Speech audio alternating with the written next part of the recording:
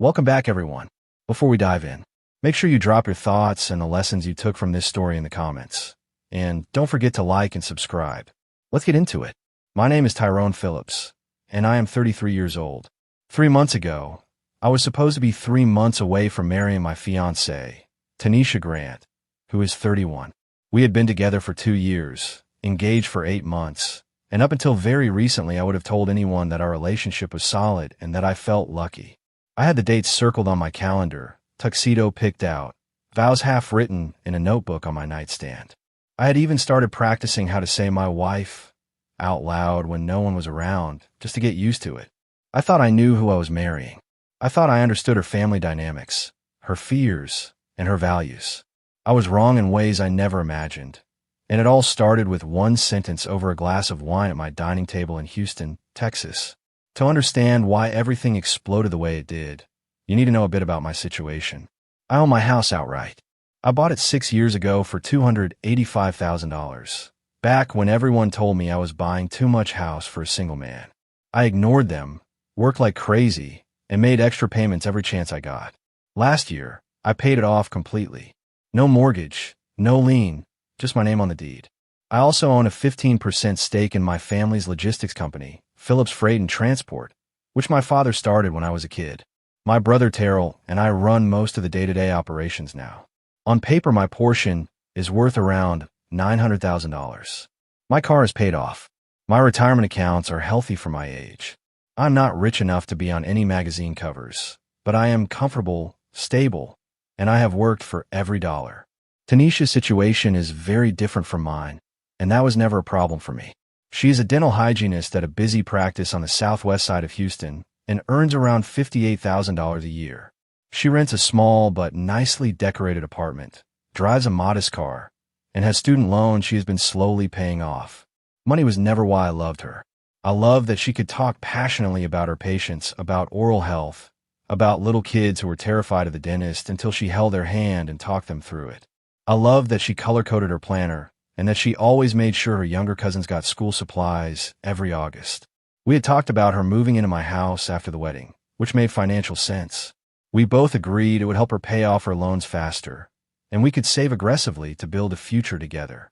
From early on, I knew her family had strong opinions about money, especially her mother, Valerie. Tanisha's parents, Leon and Valerie, had gone through a rough patch years earlier, and Tanisha had told me more than once that her mother left that marriage with nothing in her name. It was clear that this story had been repeated in that household over and over until it became almost a cautionary legend. Valerie was polite to me in person, but she always had a pointed comment ready like, "Make sure you keep your own savings, baby, or a woman needs something in her own name." I respected that background. I even suggested more than once that Tanisha talk to a financial planner so she could feel more secure. I never imagined that the same narrative would be turned into an ultimatum wielded at me like a weapon. The night everything cracked open was a Thursday evening. We were at my dining table going through wedding RSVPs. We had invited 200 guests. The venue was booked at a beautiful event space downtown. Her parents had contributed $7,000 toward the $22,000 total bill, and I had covered the remaining $15,000. We had deposits locked in for the venue, photographer, florist, caterer, and DJ. The spreadsheet on my laptop was full of color-coded cells: family, friends, co-workers, plus ones. Tanisha was sipping red wine, looking at a list of cousins on her side, and everything felt normal until she set her glass down and took a deep breath that immediately put me on edge, even before she opened her mouth. "Tyrone, I have been thinking," Tanisha said, fingers sliding nervously along the stem of her wine glass. "I need my name on the house before the wedding." I looked up from the spreadsheet, sure I had misheard her. "What?" I asked. She did not hesitate. "The house, the car, and your stake in the company," Tanisha said. "Everything should be in both our names. It is only fair if we are getting married." I blinked at her, trying to decide if she was joking, testing me, or rehearsing something she wanted to talk through. "Tanisha, we have not even gotten married yet," I said carefully. "Why would I put your name on assets I earned before we met?" Her jaw tightened. "Because marriage is about partnership, about sharing everything. If you really loved me, you would want me to feel secure." I took a slow breath, trying not to react too fast. "You will feel secure after we are married. I said.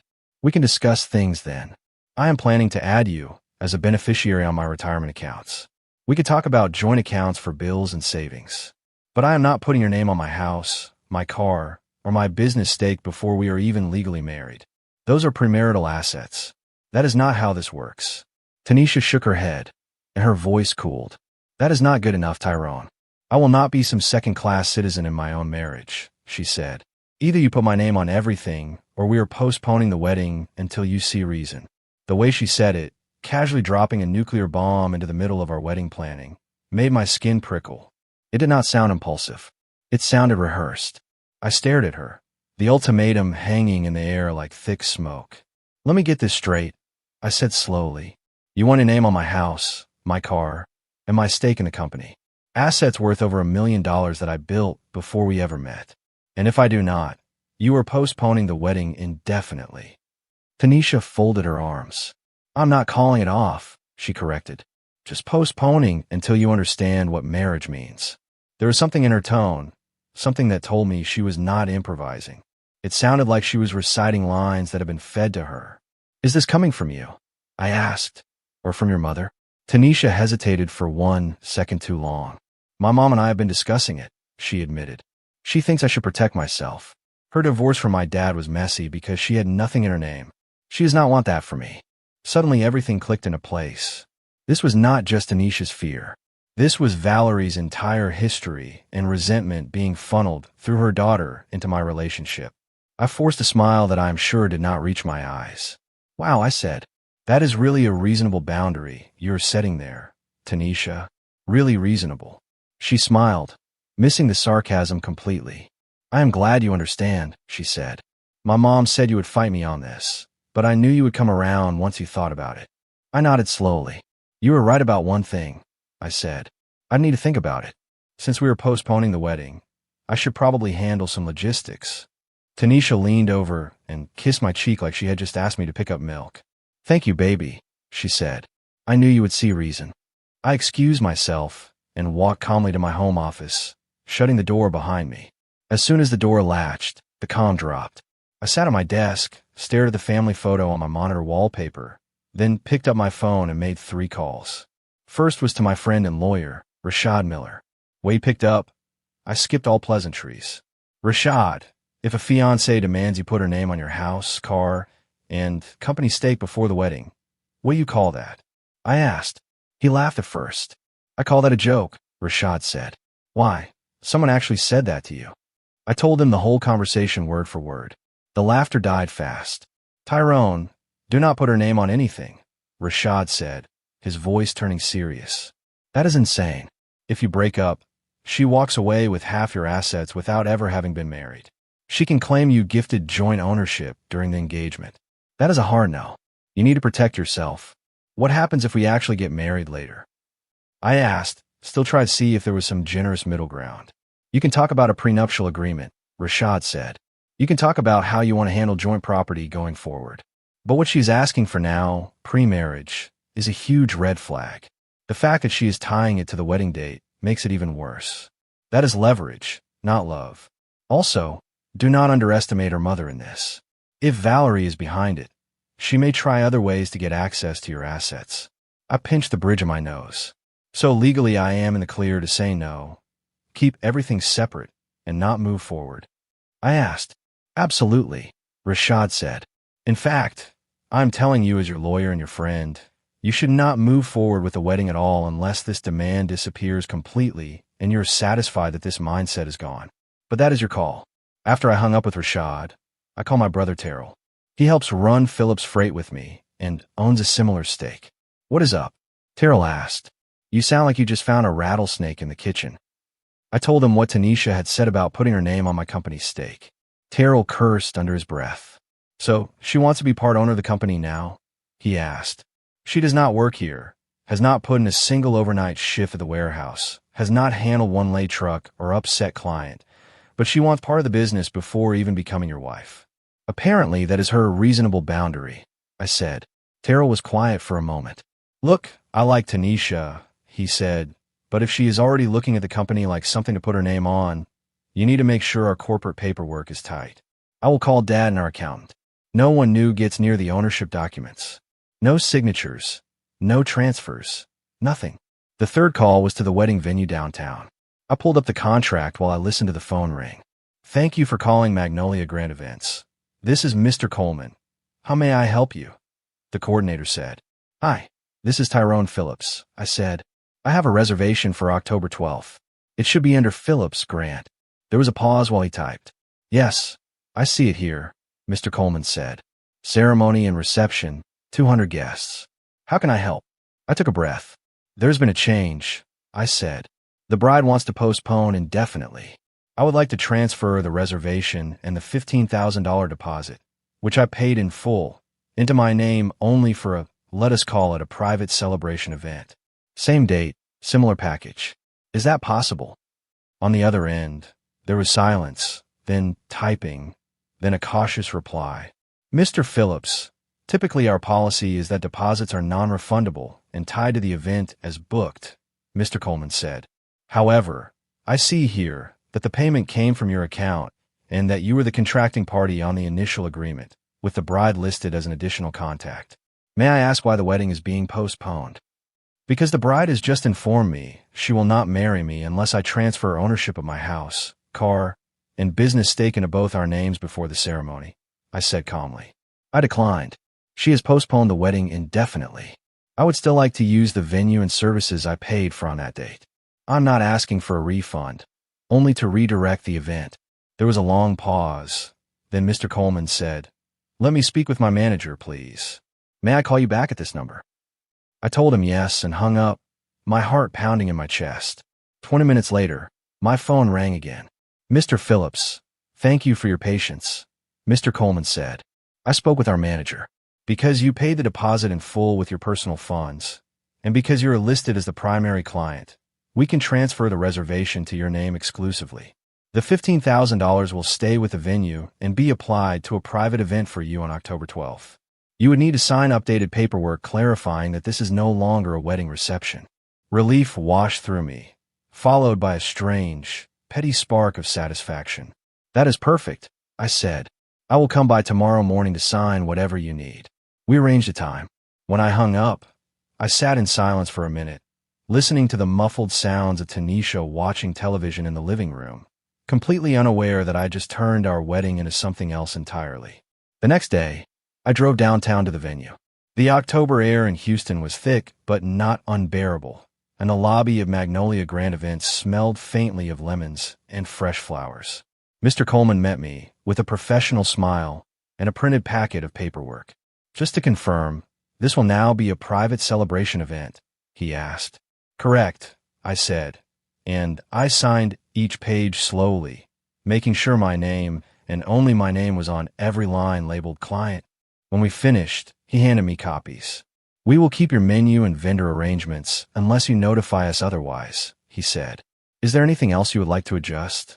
I thought for a moment, then said, yes. Change the description in your system from wedding reception to Phillips Independent Celebration. Mr. Coleman's eyebrows lifted in curiosity, but he typed it in without comment. That Friday afternoon, back at home, I drafted a text message to Tanisha and read it 3 times before sending. You said we are postponing the wedding until I meet your terms, I wrote. I respect your boundary. Since I paid for the venue deposit, I have moved the reservation to my name only. You are welcome to make new plans when you are ready. Also, I think we should take a break while you figure out what you want. Please do not contact me unless it is to arrange picking up your belongings from my house. I hit send and watched the message status switch to delivered.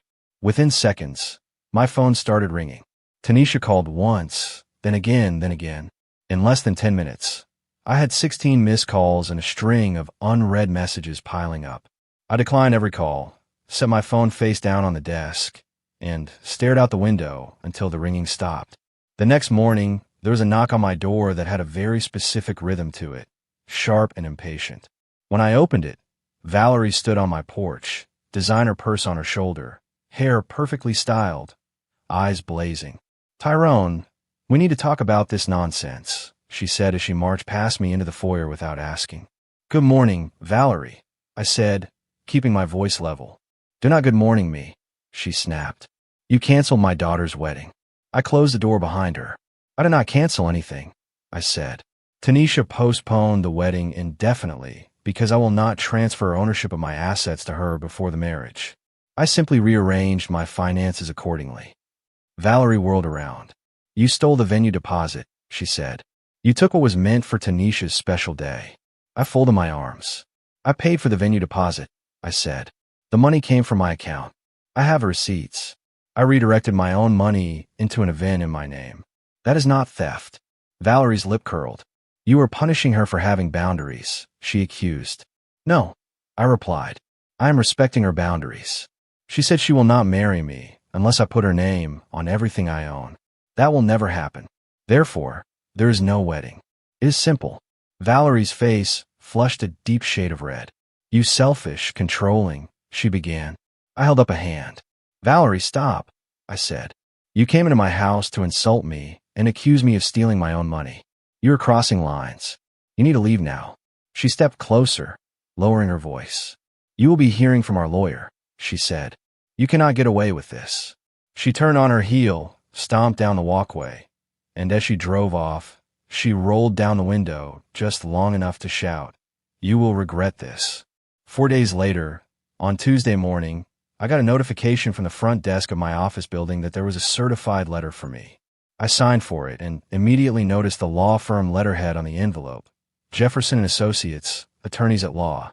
I took it back to my office, sat down, and opened it carefully. The letter was 3 pages of dense, pompous legal language that boiled down to 4 demands. 1. Immediate return of the $15,000 venue deposit to the engaged couple to be divided 50-50. 2.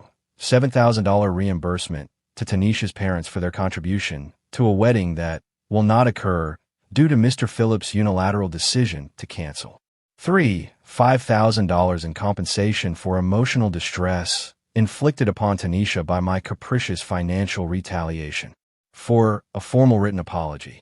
Total demand, $17,500 plus my dignity on paper.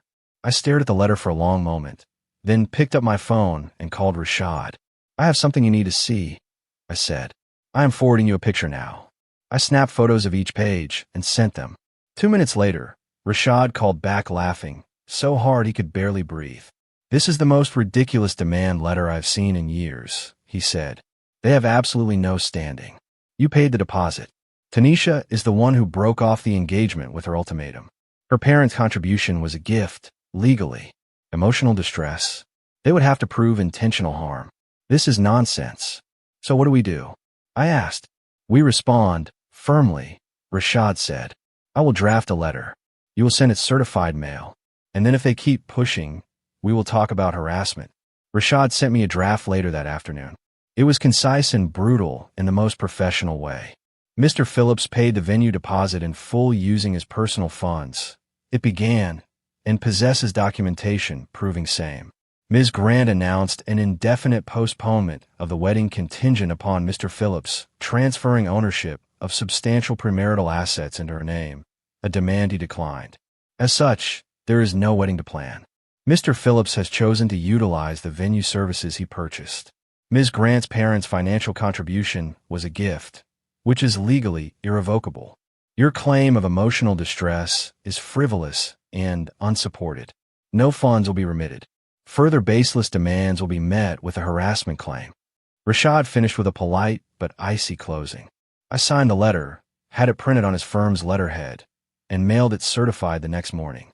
The legal letter apparently lit a fuse on Tanisha's side of the family. By Thursday morning, her younger sister, Asia, called me. What is wrong with you, Tyrone? Asia demanded as soon as I answered. Tanisha is devastated. She has been crying for days. You are throwing away 2 years over money. I took a breath. I'm not throwing away anything, Asia, I said. Your sister demanded I put her name on assets worth over $1 million before we were even married, or she would postpone the wedding. I refused. That was her choice. She just wants to feel secure, Asia said. You are being unreasonable. Asia, would you marry someone and immediately put your name on everything they own, or give them your house, your car, your business, before the wedding? I asked. There was a pause. That is different, Asia said finally. How? I asked. Because you were the man, Asia said. You were supposed to take care of her. I actually laughed. Not because it was funny, but because it was so absurd. Taking care of someone does not mean handing them ownership of everything you have built without any safeguards, I said. That is not marriage. That is a robbery with a ceremony attached. Asia sucked in a shocked breath. You are disgusting, she said, and hung up on me. I looked at my phone for a moment, then set it down. Every conversation I was having with that family was confirming the same pattern. They were not interested in partnership. They were interested in access to assets. It was painful to admit that about people I had almost called my in-laws, but the more they spoke, the clearer it became. The next day, things escalated from emotional and legal pressure to outright criminal behavior. Around midday, I received a call from my bank's fraud department. Mr. Phillips, this is Angela from Houston Federal Bank, a calm voice said. We are calling about an attempted change to your checking account. My stomach dropped.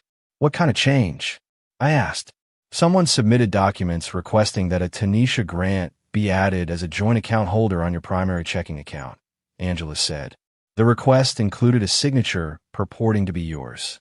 Our system flagged it as suspicious because the signature did not match the one we have on file, and because you have no previous joint accounts. I clenched my jaw. I did not authorize that, I said. I never signed any such documents. That is fraud. Angela's tone became even more formal. In that case, we will treat this as an attempted identity fraud incident, she said.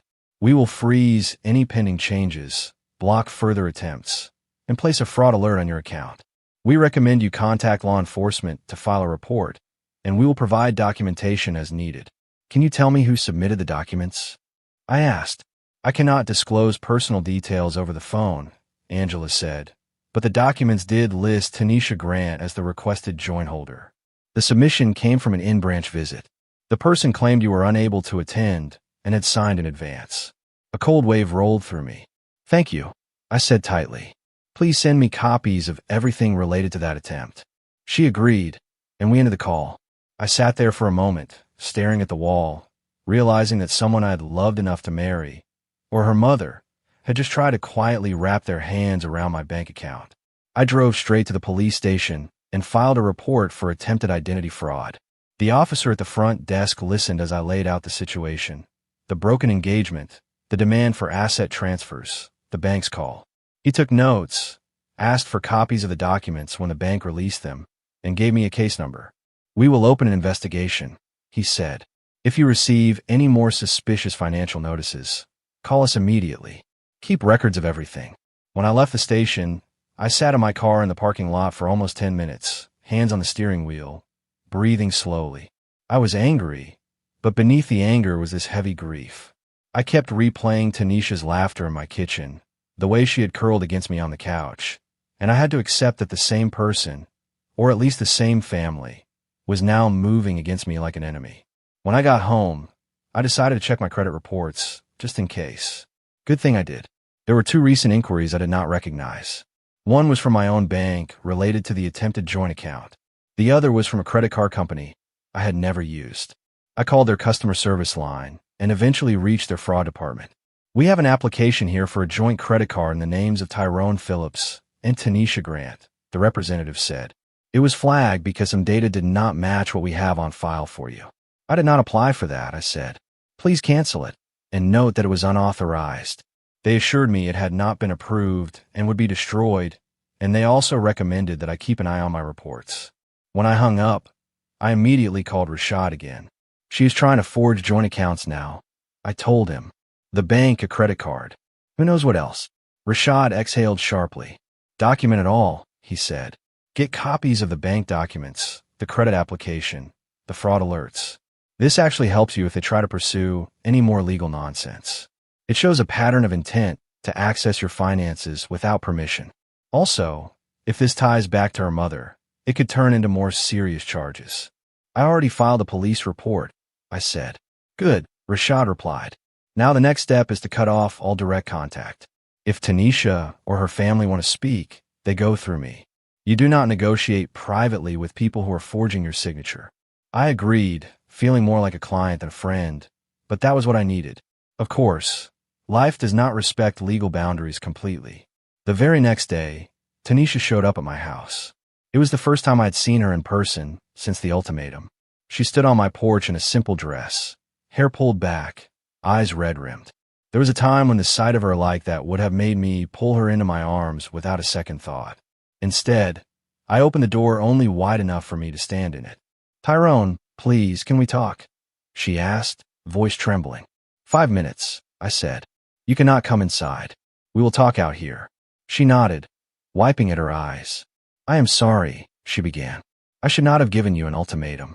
I was scared and my mom got in my head. Can we please just forget this and move forward with the wedding?" "So you will drop the demand for your name on everything?" I asked. Tanisha shifted her weight. "Well, I still think it is fair," she said, "but we can discuss it after the wedding instead of before. We do not have to do it right away." I stared at her. "Tanisha, someone tried to add your name to my bank account using forged documents," I said. "Someone tried to open a joint credit card in our names. Was that you?" Her face went pale. That was not my mom's fault," she said quietly.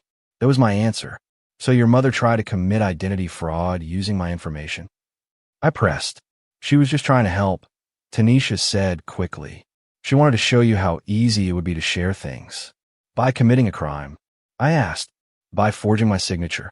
Tanisha's eyes flashed. "Do not call it a crime," she said. "We are engaged. We are supposed to be building a life together. It should not be fraud if we're going to be married." "Tanisha, listen very carefully," I said. "We are not engaged anymore. The wedding is off permanently. You and your mother tried to take what was not yours by falsifying legal documents. I filed a police report. I have lawyers involved. This is not something we can just forget and move past." Tears spilled down her cheeks. "I did not steal anything," she said. "I was trying to protect myself. There are ways to protect yourself that do not involve lying to banks and forging documents," I said. "You chose this path. I cannot trust you. I will not marry you." She reached for my arm, but I stepped back. "Get off my property, Tanisha," I said quietly. "If you or your mother contact me again, I will add her directly to the police report and push for every possible charge. Leave." She stared at me for a long second, then turned and walked down the steps, shoulders shaking as she sobbed. I watched her drive away and felt, not relief, not satisfaction, just a hollow sort of finality. 2 weeks later, I learned that the entitlement and schemes had reached a level I had not even fully imagined. First, Tanisha's father, Leon, called me. Of all of them, he had always seemed the most reasonable. "Tyrone, this has gone too far," Leon said. "We are family. We can sit down and talk this through." I sighed. "Leon, your wife committed identity fraud," I said. "Your daughter demanded ownership of my assets as a condition of marriage. There is nothing to discuss." Leon sounded weary. "Valerie made a mistake," he said. "She has apologized, and she did not mean for it to become this serious. And Tanisha, look, she is young. She got scared. Women need security. Women need security," I repeated. "Or con artists need assets. Which one are we talking about here?" There was a long pause on the line. "That is harsh," Leon said quietly. "Is it?" I asked. "Be honest with me. Did you know about any of this? The demand Tanisha made? The forged documents? The attempts to get onto my accounts?" There was an even longer pause. Then Leon said, "Valerie mentioned helping Tanisha feel more secure financially. She did not tell me the details. Did she mention forging my signature on bank forms?" I asked. Silence. "Leon, I liked you," I said. "You have always been decent to me. But your wife manipulated your daughter in a try to steal from me. And when I refused, she tried to take it anyway. I have already filed a police report. If Valerie contacts me again, I am pressing charges without hesitation. You need to know that." Leon exhaled a long breath. "I am sorry this happened," he said. "I really am. I should have stepped in sooner. I did not realize how far she would go." "I'm done, Leon," I said. "I wish you the best, but I am done." I hung up, feeling like I had just closed the door on an entire branch of family that almost was. The following week, I did something petty. Beautifully, satisfyingly petty. I kept the venue reservation for October 12th. I decided if I had already paid $15,000, I would get something good out of it. I sat down on my computer and designed invitations for 50 people, close friends, family, co-workers who had stood by me through the chaos. At the top, in bold letters, I wrote, "You are invited to celebrate Tyrone Phillips' Independence Day." And beneath that, October 12th, 7 o'clock in the evening. Dinner, drinks, and dancing to commemorate freedom from manipulation. At the bottom, I added a dress code, wear whatever makes you feel powerful. I mailed them out, and the responses rolled in quickly. My brother Terrell called me laughing. "You are really doing this?" he asked. "Absolutely," I said. "If they wanted my money so badly, they can watch from the sidelines while I enjoy it." My parents were more cautious about it, but they did not try to stop me. My mother said, "I just want to be sure you are doing this for yourself, not to taunt anyone."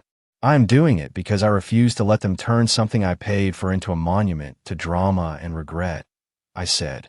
"I want to remember that date for something good." My father clapped me on the shoulder. "You dodged a bullet," he said. "If you want to throw a party to celebrate that, I will bring the best suit I own." My friends love the idea. My coworker Jerome told me, "I am wearing the sharpest suit I have, and I am dancing until the DJ goes home." The group chat lit up with jokes about Phillips' Independence Day and suggestions for playlists. For the first time since everything began, I felt something like genuine excitement. 2 days before the event, Mr. Coleman from Magnolia Grand called me. "Mr. Phillips, I want to give you a heads up," he said. "We have been contacted by Ms. Valerie Grant claiming that you are using venue services meant for her daughter's wedding." I sighed. "And what did she say?" I asked. "She insists that you stole their wedding and that she intends to protest outside the venue during your event," Mr. Coleman said carefully. "She has called multiple times." I rubbed my forehead. "The services I am using are the ones I paid for and transfer to my name legally," I said. "If she shows up and causes a disturbance, please call the police. I have a fraud investigation pending involving her, and I will not hesitate to involve law enforcement if she creates a scene." Mr. Coleman nodded, though I cannot see him. "We will have security on site, and we will contact authorities if necessary," he said. "We just wanted you to be aware." October 12th arrived. I put on a tailored navy suit, straightened my tie in the mirror, and for a brief moment wondered what it would have looked like if this had been my wedding day instead of what it had become. Then I reminded myself of forged documents, demand letters, and the sound of Tanisha saying, "If you loved me, you would put my name on everything." The doubt evaporated. When I walked into the venue, the staff greeted me with warm smiles. The room that had once been booked for a ceremony and reception was now set up for a dinner party with round tables, candles, and a large dance floor. As my guests arrived, there was laughter, hugs, and more than a few jokes about how this was the best non-wedding they had ever attended. My best friend Jerome clinked his glass and said, "To Tyrone, for choosing sanity over a pretty face with a pen near his bank account." Dinner was incredible. The caterer served grilled salmon, roasted chicken, and sides that disappeared quickly. The open bar was busy, and the DJ kept a steady stream of R&B and upbeat tracks flowing. At one point, my brother Terrell took the microphone for a short speech. "Tonight is not just about Tyrone avoiding a disaster," Terrell said.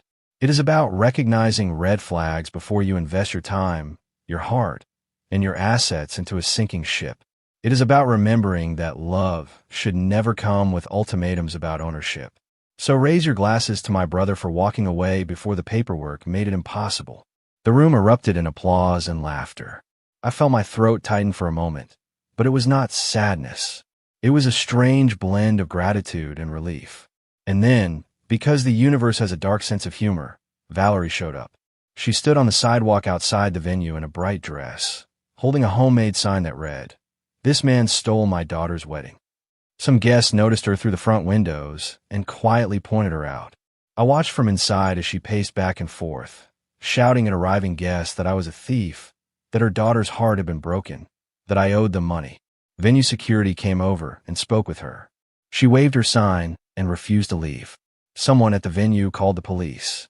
2 officers arrived, listened to Valerie's tirade, and then looked up at the building. One of my groomsmen from the almost wedding, Marcus, stood by the window recording the entire thing on his phone. The officers asked Valerie if she had a legitimate reason to be on the property. She did not. They asked her to leave. She refused. She raised her voice, pointing at the building and insisting that this is supposed to be my daughter's special day. Eventually, after multiple warnings, they arrested her for trespassing and disturbing the peace. From inside, We watched as they walked her to the patrol car, her sign hanging limp at her side. She kept shouting about stolen weddings and broken hearts, but no one outside seemed to care. My brother Terrell quietly raised his glass and said, "To dodging bullets." Everyone at my table lifted their glasses with him. It was, without exaggeration, the best $15,000 I have ever spent. In the 6 weeks after the party, the fallout from Valerie's choices kept unfolding. The identity fraud case moved forward. The police investigation revealed that Valerie had not just tried once to access my finances. She had attempted to forge documents 3 separate times. The first was the attempt to add Tanisha to my bank account. The second was the joint credit card application. The third, which I had not known about, was a fraudulent quitclaim deed submitted to the Harris County Recorder's Office, attempting to add Tanisha's name to my house title. The county caught it because the signature did not match what they had on file, and they called me to verify. I only learned about that third attempt when the detective handling my case told me about it during a follow-up interview. Valerie was eventually charged with 3 counts of identity fraud and 1 count of attempted theft by deception. When the case went before the judge, her lawyer tried to argue that she had been acting in her daughter's best interests, that she did not understand the legal ramifications, that she was simply overprotective. The judge was not amused. "Ignorance of the law is not a defense," the judge said. These were not impulsive actions. They were repeated, calculated attempts to obtain ownership and access to another person's property and finances. Facing the likelihood of a trial and the risk of jail time, Valerie ultimately pleaded guilty. She received 18 months of probation, 200 hours of community service, mandatory counseling, and an order to pay restitution for my legal fees, which came to $3,800. If she violates probation, she will serve jail time. Around the same time, Leon filed for divorce. I heard about it first from Rashad, who had seen the public records, and then from Leon himself when he called me again. Apparently, this was not the first time Valerie did something like this, Leon said quietly. She forged my signature on loan documents years ago without telling me. I kept it quiet because I did not want to break up the family. But this was my breaking point. Watching her get arrested outside your event, knowing she had dragged my daughter into all of this, I could not do it anymore. He apologized to me again, more sincerely than before. "I should have stepped in sooner," Leon said. "I should have told you what I suspected when Tanisha started talking about your assets. I hope you can forgive me for not warning you." I told him I did not hold him responsible for his wife's actions, but I appreciated his honesty. As for Tanisha, there was complete silence after the party. No texts, no calls, no messages. For a while, I wondered if she had finally realized how far things had gone and decided to disappear out of shame. Then, about 3 weeks after the event, I received a message on LinkedIn from someone named Candace Lewis, a woman around my age whose name I did not recognize. "Hi Tyrone," the message read. "You do not know me, but I dated Tanisha's ex-fiancée before you. She probably told you she had been single for 6 months before she met you, right?" My stomach tightened as I read. She was not. The message continued. She was engaged to my ex, Reggie Thompson. The same thing happened. She demanded that he put her name on his condo and his investment accounts before their wedding. When he refused, she called it off and then tried to claim that she had contributed to his assets during their relationship. He had to threaten legal action before she backed off. "I am sorry this happened to you. I just wanted you to know it is a pattern." I sat at my desk staring at the message for a long time. I felt strangely validated and simultaneously even more disturbed. It was one thing to tell myself that Tanisha's behavior was an ugly one-off caused by her mother's influence. It was another to realize that this was part of a repeating strategy, a script they had deployed with other men before me. I thanked Candace for reaching out, asked a few clarifying questions about the timeline, and then forwarded screenshots of the conversation to Rashad. "Good to know," Rashad said when we spoke. "If Tanisha ever tries to come after you legally or claims anything about shared assets, this helps establish a pattern of behavior. Save everything." I did exactly that, organizing every document, message, and report into a digital folder labeled Grant Situation. The last dangling thread from this whole mess was the $7,000 Tanisha's parents had contributed toward the original wedding. Legally, Rashad reminded me, that money had been a gift. I was under no obligation to return it. But then I heard from Leon again, this time through his divorce attorney. Apparently, Valerie had used joint savings, funds Leon had not agreed to spend, specifically to contribute that amount to the wedding. The attorney's letter explained that Valerie had done so as part of a plan to help Tanisha entangle herself in my finances. Since there had been no wedding, Leon requested reimbursement of the $7,000 as part of the divorce proceedings, arguing that the money should not have been spent in the first place. I read the letter twice and thought about Leon's exhausted voice on the phone. In the end, I decided to send him $7,000. Not because I had to, Rashad was clear that I did not, but because Leon had been caught in the crossfire of his wife's schemes as much as I had. I called him first. "Leon, I will send the $7,000, I said. "You did not agree to that money being used that way, and I am not interested in fighting you over it." Leon was quiet for a moment, then said, "You do not have to do that, Tyrone." "I know," I said, "but it seems fair. You lost a lot in all of this. I am in a position to absorb that loss. Consider a clean break." A few days later, I wired the funds. Leon sent me a short message afterward. "Thank you. I hope someday you find someone who deserves the kind of loyalty you try to give my daughter." Life gradually settled into a new normal after that. My Independence Day party became something of a legend among my friends. People brought it up at barbecues and game nights. "Remember when Tyrone threw a full reception to celebrate not getting married?" Jerome would say, and everyone would laugh. My brother started using the phrase Philip's Independence Day whenever someone in our circle finally left a toxic relationship or walked away from a one-sided situation. Even the venue coordinator, Mr. Coleman, sent me a thank you note afterward. He wrote, "Your event was one of the most memorable we have hosted." After the brief incident outside, the atmosphere inside was one of genuine joy. Our staff appreciated how kind your guests were, and the tips were very generous. "You are welcome back anytime." A month after the party, I sold my house. Not because of Tanisha or any lingering ghost she left behind, but because I had been thinking about downsizing even before the engagement. The house was larger than I needed, and with the company doing well, I wanted to move closer to our main warehouse to cut down on my commute. I found a smaller place in a quiet neighborhood, still in Houston, with a shorter drive to work and a cozy backyard where I could sit in the evenings and breathe. Signing the papers to transfer the title felt surreal. The same house that Valerie had tried to slip Tanisha's name onto through a fraudulent deed was now going to an entirely different family. As I handed over the keys, I felt a surprising lightness. I also started therapy. After everything that had happened, my trust in my own judgment had taken a hit. I sat across from Dr. Lewis, my therapist, and told her the whole story from beginning to end. She listened without interrupting, occasionally asking gentle questions. "You did a lot of things right," she said after I finished. "You held clear financial boundaries. You sought legal advice. You did not respond to manipulation by giving in. But it makes sense that your trust feels shaken. When someone you are planning to marry turns into an adversary, it can feel like your reality has been rewritten." We met weekly for a while.